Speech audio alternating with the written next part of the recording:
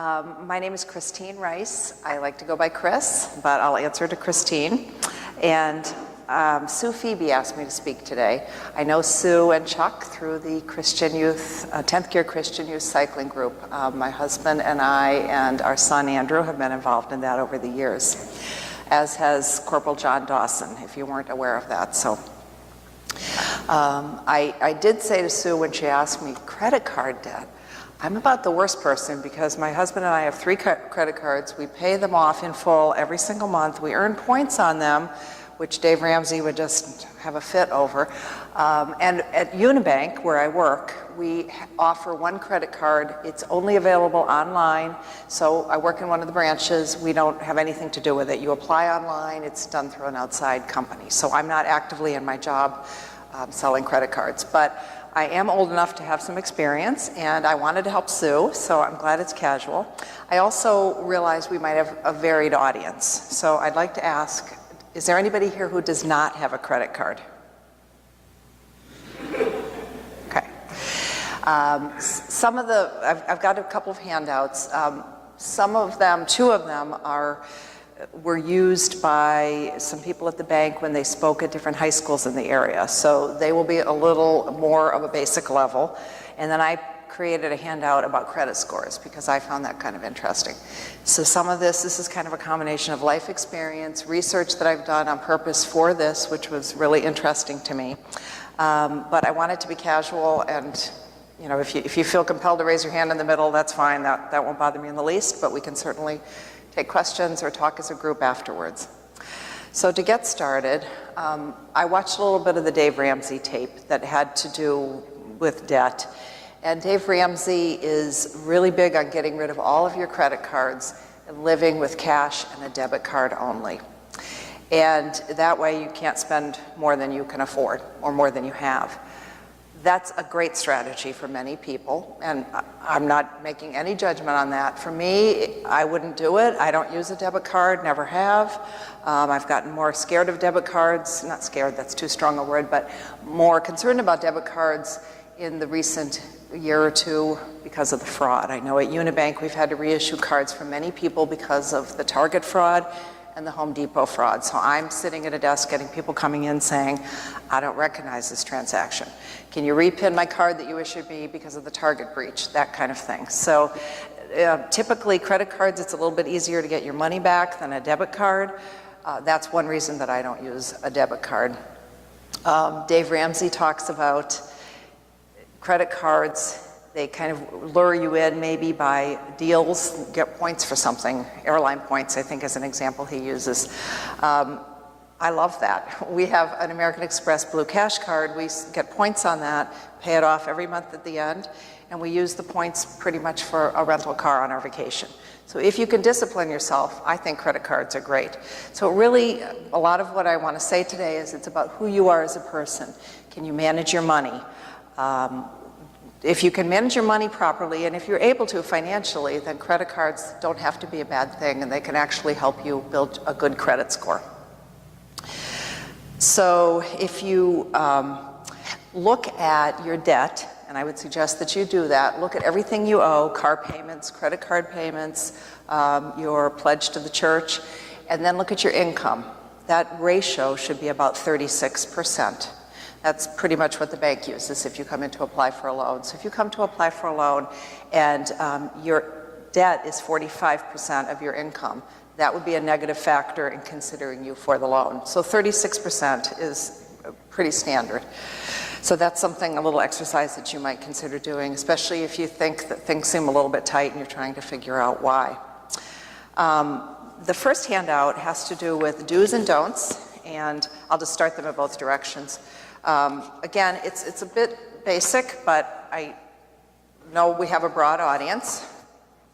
What does the debt include that you Anything basically that you have to make monthly payments on. So a car payment, yes, a mortgage, including, yes, absolutely, good question, including a mortgage. So when you're thinking about credit cards, make sure you shop around for the best credit card deal. For some people that might be the lowest interest rate. If you plan on making regular payments or paying it off every month, the interest rate isn't such a big deal. Maybe it's the benefits that you get from the card. One thing that I can tell you is American Express is not accepted every place. Discover card is not accepted every place. So if you are looking for one card, you might consider Visa or MasterCard. They tend to be more widely accepted. Make sure you read the fine print, and I'm going to have some examples later, and promotional periods. Again, I'll have examples later. Ask questions. If you don't understand a term, ask. And then once you have the card, just make sure you review your statement. Be careful with your card. Same is true with a debit card. Don't let it out of your possession. Don't give anybody else your PIN if you've got a debit card. Look at credit as an investment in your future. And again, if you have a credit card and you manage it well, it will help you with your credit score. This website, the last of the do's, annualcreditreport.com. Again, we're going to talk about this credit score in a minute, but that is the best resource for getting a copy of your credit score, to be continued in a minute. The don'ts. Don't feel pressured to get a credit card just because your friends have one or somebody suggests one. Don't feel pressure. Again, think of the Dave Ramsey approach, cash and debit card. Nothing wrong with that. Make sure, though, if you do have one, that you don't pay your bill late. And again, a little more detail on that in a few minutes. Use your credit card only for things that maybe new furniture or something that's not a basic necessity. So don't use it on food. Don't use it on rent. Try not to make it something that you're going to live off of, more or less. Be careful how many credit cards you apply for, besides the fact that that whole thing could get out of control. If you have too many in your pocket, it will impact your credit score. And don't ignore signs of trouble. And again, don't give out your credit card number or your debit card number unless you've initiated the transaction. I will say, I didn't plan to say this, but I'm thinking of this, especially important with elderly people. What I see a lot at the bank is, I had a mother of somebody who used to be a Unibank branch manager come in. She was so upset, she'd given out, I can't remember now, but her social security number and her debit card number and everything over the phone. She said, I know better, but they just lured me in and they tell me these things over the phone. So I believed them and I gave them my card number. So never ever give out that information. Credit score. You might think that only banks look at credit scores, but actually mobile phone companies may use them, landlords may use them, and even employers. When you're interviewed at Unibank, if they hire you, they do a credit check. And I happen to know an employee who just told me recently that she had a poor credit score and some issues on her credit report because her ex-husband had failed to make some payments. So she knew about this, she explained it all to the bank, they did hire her, she's a great employee, and there was an explanation of it, but that is something I know that Unibank does. Hi, how are you? Good, good, thanks. Let me just give you the first handout we just went over, but we're moving on and we can catch up later. No, that's totally fine. Also, one of the reasons it's so important to be careful with your credit is if you have a problem, it is reported on your credit score or your credit report for 7 years. Bankruptcies for 10 years. And criminal activities, indefinitely. It would always be on your credit report. I'm sure that's not going to happen with anybody here. But just, then credit score. The credit score is a 3-digit number, and it ranges from 300 up to 850. I do take loans at the bank, not mortgages, but I take personal loans, car loans, home equity loans. The lowest score I've ever seen is about 424, and I've definitely seen scores in the 800s. So there is a broad range. And the scores are broken into 4 categories. Excellent, good, average, and poor is how they're labeled. And I'm going to pass these out. Thank you. There are several factors that affect your credit score, kind of broken into thirds. The first one is payment history. You want to make sure you make your payments on time. If you're late on your payments, and you can get yourself back on track and make payments on time, over time you will improve your credit score. It can actually change over a few months. You could check it one time and it's one thing, and then a few things happen in your life and it could go up or down. It can change fairly frequently. Most important, if you have to make a choice, make sure your mortgage payment is done on time, because there's a lot of weight on that. Another third of the score is based on the amount that you owe. So the combination of owing a lot of money on a lot of different loans or credit cards is the worst combination. If you owe a lot, but it's only, let's say, on your mortgage and one credit card, that's not as bad as if you have lots of places you owe and lots of money that you owe. Length of credit history makes sense that usually the longer you have some history of credit, the better, but you could have a short history. As long as you've made your payments on time, and again, don't have lots of credit cards, you could have a high score. So it's not just older people having high scores. New credit. Try not to open lots of accounts in a short period of time, or close them. So what you don't want to do is open a credit card and then close it 9 months later, and then open 2 more and then close 1 in 6 months, because that kind of back and forth will really make an impact. I put the next sentence in and I realized I'm not 100% sure I understand it, so let's just read it out loud. However, the reporting process can distinguish between someone who is rate shopping versus searching for new credit card options. And I did cut and paste and then I modified it, so I must have modified too much, because rate shopping would be somebody who's looking for a card with a low interest rate. New credit card options, I really don't know if that means for like the benefits that a card would offer. And then I couldn't decide which one is worse. So does anybody have a thought on that? So I'm just saying it's interesting because the report can kind of figure out if you're applying for a lot of cards. I don't know how, but why you're applying for them. But I apologize. If I'd realized it before I printed all the handouts, I think I would have taken that out, since I can't really explain it. But a lot of my information, not a lot of it, but the things that I needed to research, mostly the credit score information, was from the Federal Trade Commission's website, FTC. And later I'll suggest why you might want to check on that. So if you do, you could probably figure out where I got that and which one's worse. But maybe what's just as important is that it can be figured, kind of determined why you're applying for a lot of different credit cards. And then the type of credit and use. So you could have a credit card, you could have an installment loan, and an example of that could be a personal unsecured loan for $5,000 from Unibank, where you make monthly payments, or an auto loan, a finance company account. That could be an appliance from Percy's, a credit card there, or some car dealers finance through a finance company.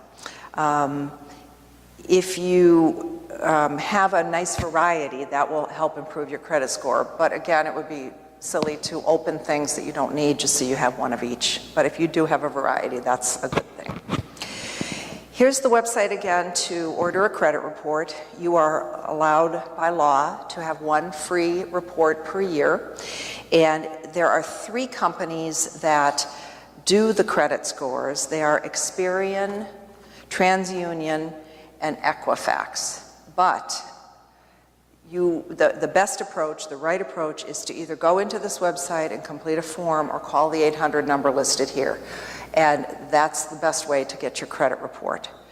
I don't know why, but you don't get your credit score when you get the credit report. For that, the Federal Trade Commission website says you have to pay another $7.95. I don't know why. I don't know why the score wouldn't just come out automatically on the report. So again, you can get 1 free credit report every 12 months by contacting one of these sources. You'll see advertisements for other places where you can get it, but this is what the Federal Trade Commission recommends that you do. You go in through this source. All 3 companies calculate your credit score, but they use slightly different variables, so you might actually have a little bit of a different number between Experian or TransUnion, et cetera. Yes. I think they're looking for stability, responsible money management. So just if you open and close, because obviously if you close it and it's paid off, that's not a negative, but just too much activity. We run, this is related, but when we open a new account at Unibank, We run a check systems report, CHEX, check systems report, and we are required to tell people that we're going to run it before we open the report. And I always say to people, this is not a full credit check, it's looking at your banking history. So it's a little different, but it's related. And I can see on there if that person has been inquired upon by other institutions recently. And it always makes me think, why have they gone to 3 different banks in the last 6 weeks? You know, that kind of thing. So whether other banks have stricter rules and decline them, or the customer just decided not to open an account there, I'm sorry, I'm not more, again, this is not my personal specialty, but I think it just doesn't look good to be applying to many places. But you might not realize that. I didn't realize that before I started working at the bank, that trying to apply it too many places. Let's say you want to say, I don't know if I'm going to get the credit card here, so I'm going to try 3 places and see who gets back to me. Or I guess if I get all 3, I'll take all 3. That's not good because, again, I can't be more specific, but hopefully that's a little bit of an answer. By the way, on the check systems report, we get a score, which isn't a credit score, but that looks at a lot of the same factors a credit score does. And the bank has set up parameters so that if you don't meet the parameters, and they're fairly lenient, I'll just get a message, decline. No choice in the matter unless you happen to be, you know, somebody really, really important and I want to go to bat for you, which is almost impossible. Decline means decline. And I have to give them an adverse action letter and say, I'm sorry, we can't open your account. You know, call this number for more information if you want it. So, but this all ties together. You're going to see in another handout that your credit score could impact opening a bank account. So that, I'm telling you, it can, that I've seen that. And often what I'll see is somebody owed Bank of America $795 and they never paid it back. And sometimes, though, we'll see on their account has been paid in full. So if you do go back even 3 years later and make restitution, pay them back, it gets on that check systems report. And again, I know this is all tied together. It's not a full credit check, but the check systems is similar to a credit report. Yes? So my wife goes to Kohl's and sees a 10% discount because she gets a credit card additional. Yes.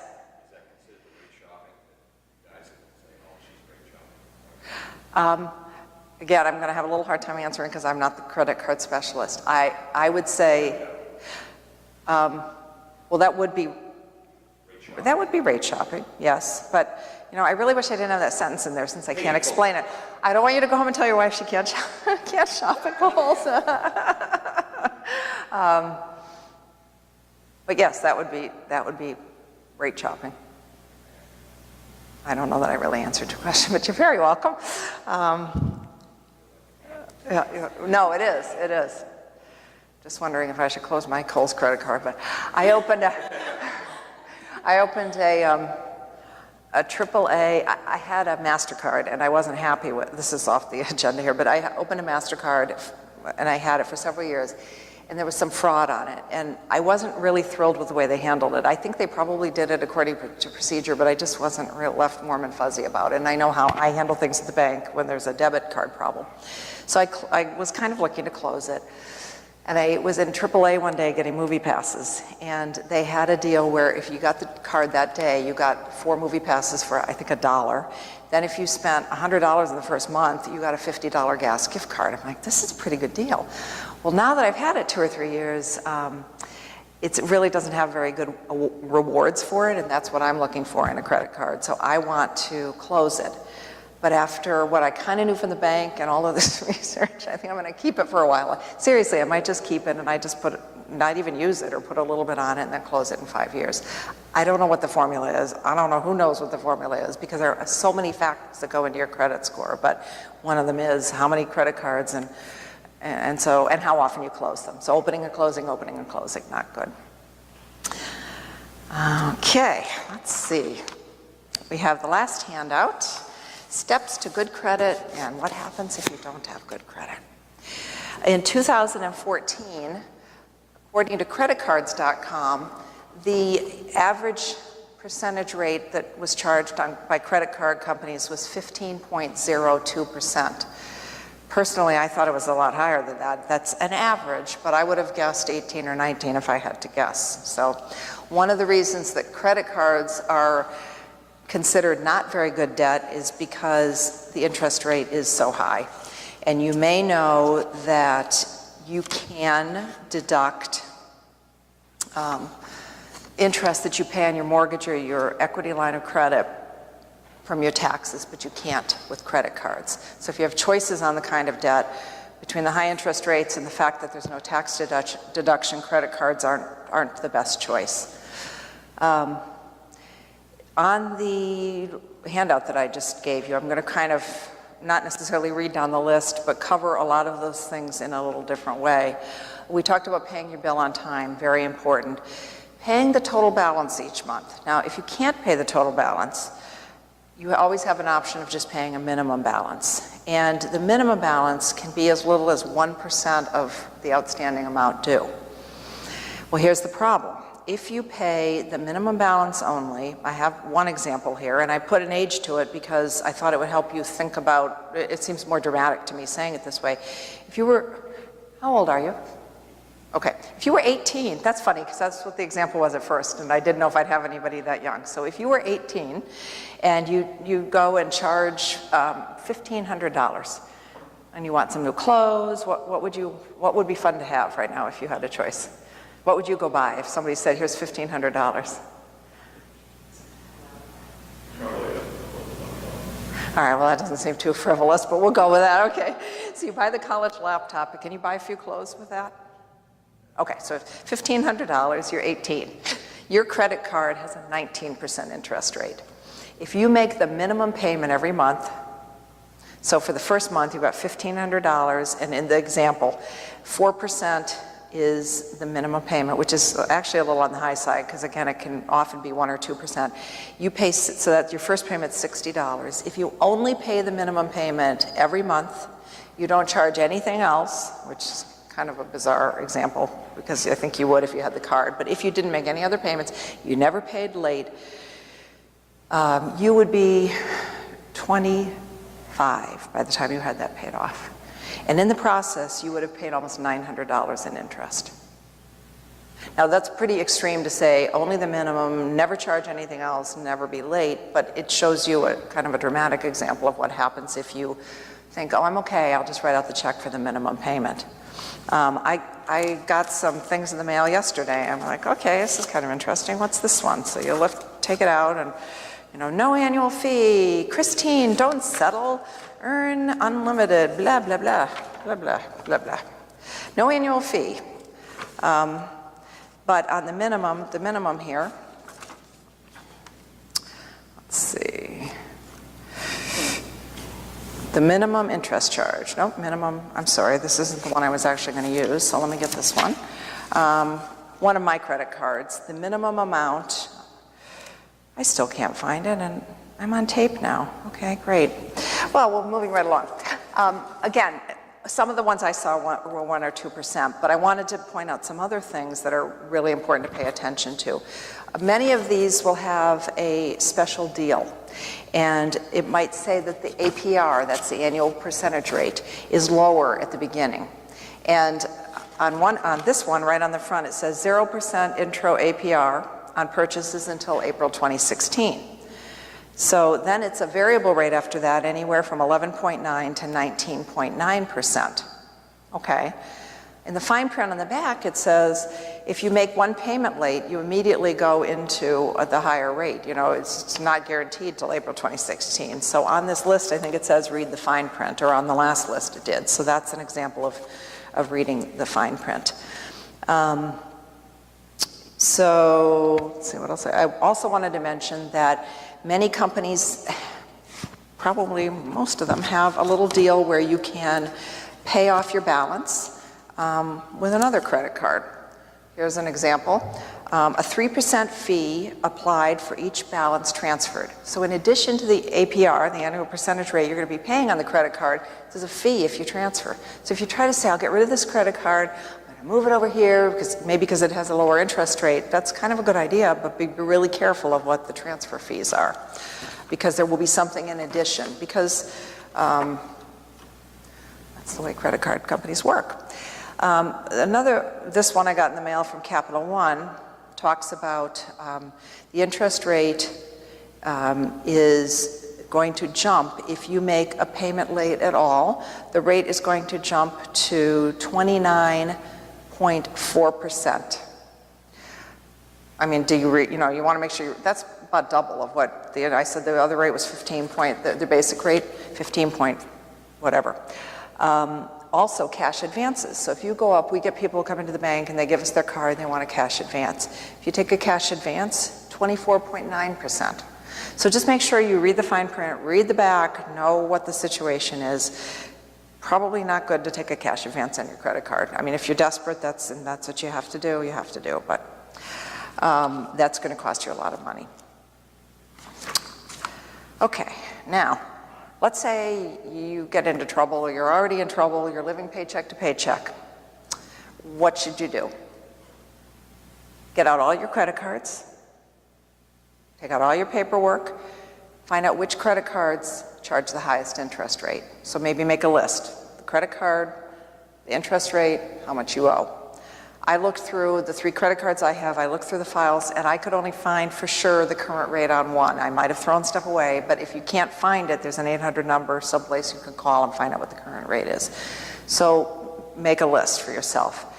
Then concentrate on the one with the highest interest rate, pay it in full. Try to pay as much as you can each month on that. Meanwhile, make darn sure, as we already talked about, you paid the minimum on all your other credit cards so that you don't get that higher interest rate or any extra fines.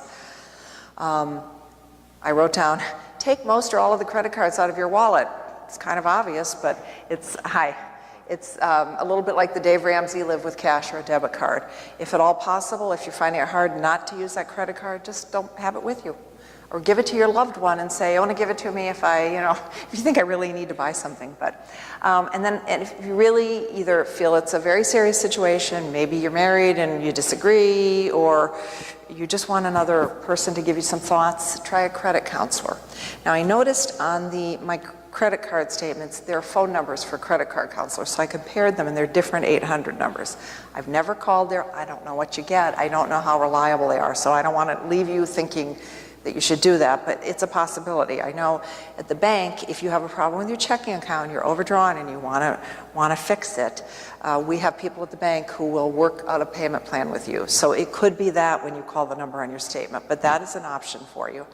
And again, it looks good, I know at least from the bank, if we know that you're working towards paying something back. That's a good thing. That FTC, the Federal Trade Commission, if you just Google search that, if you have access to a computer, that gave a lot of information about reputable credit counselors and making sure it's somebody who will talk to you face to face. Make sure that if there is a fee, that there are no tricks with that, like the fee is going to go up later. So I know it's the Federal Trade Commission, but there was a little bit of scary stuff about just make sure you don't get somebody who's going to nickel and dime you and not really be able to help you. So, in summary, the best bet is not to get into trouble in the first place. But if you do, I just talked about listing your credit cards, start paying down the one with the highest interest rate, pay as much as you can towards that, but make sure you're doing the minimum on the other credit cards. Think about getting counseling or call the 800 number on your credit card bill. Attend the next session in this series that Sue and Leslie have put together. Karen, who is a mortgage originator at Unibank, is coming to talk about budgets. And that and this go really hand in hand. Look at where your money is going and think about how you can get back on track if you feel like you're off track.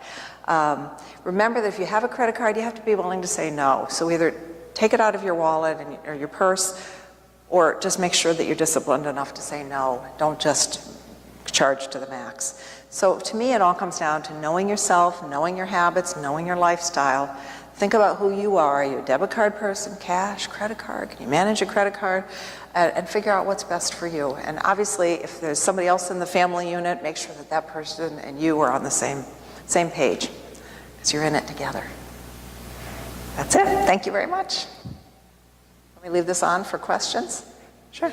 Yes. Does it make any sense for you're married to apply for a credit card as an individual? You're always part of the equation that your spouse is part of your credit decision, or how does that work in the bank side? First of all, each person has a credit score. So if you apply for the credit card alone, that's going to impact your credit rating. Again, it might help it if you keep it for a number of years and you make all the payments on time. It might hurt you if you don't make the payments, or the other things we've talked about. So the credit score, if you just have the credit card, it won't have anything to do with your wife, because you have separate credit scores. So you use this credit card service called the store. It's just going to be on. Yes, you can file once a year. You can get one once a year. You can get one once a year. So how does the bank look at something in a different school? Yep. By the difference of, say, 1 grade. First of all, it depends on whether you've applied for joint credit. Because if you come in and apply for whatever kind of loan by yourself, then we're only looking at your credit score. Otherwise, we look at both, and we don't do the reviews in the branches. We take the applications and talk to the customers. But I can tell you that my husband and I looked at our credit scores, and I was not very happy. His was slightly higher than mine, but they were similar. So if you're applying individually, then it's just your credit score. If you're applying jointly, then both would be considered. And yes, one could pull the other one down. No. Well, I shouldn't say no, because I don't sit there and do that, but they truly look at the whole picture, and that whole debt to income, the 36% is huge. So you may have applied for that credit card loan in this example, but you're jointly applying for another loan. Your credit card debt on that card, even though it's only your card, is going to go into that equation of 36% as one factor in the decision of whether or not to approve the loan. Other factors, and again, this is just Unibank, but I have to believe it's sort of standard. If you haven't been on your job for 2 years, and if you haven't lived at your current address for 2 years, we're required to get your prior address and or your prior employment. I had a lady apply recently for a loan, and she has only been on her job 8 months because she had been a homemaker for a number of years. And she wasn't approved by herself, which she kind of knew, but she wanted just to see if she could. She had a good credit score, but she didn't have that other piece of the package. So her husband's going to apply with her jointly. So there are just a lot of factors. I mean, whether it's into the credit score or into approving the loan. How long have you lived there? You know, again, a lot of it is about consistency, responsibility, showing a long-term, commitment to paying down debt or to keeping good credit. Did that help? Okay.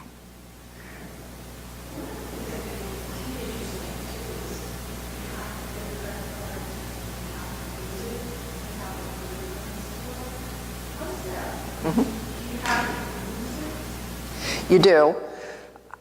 I would actually, again, Dave Ramsey would probably say, do not get a credit card. I say, you have to know who you are, what are you trying to accomplish, etc.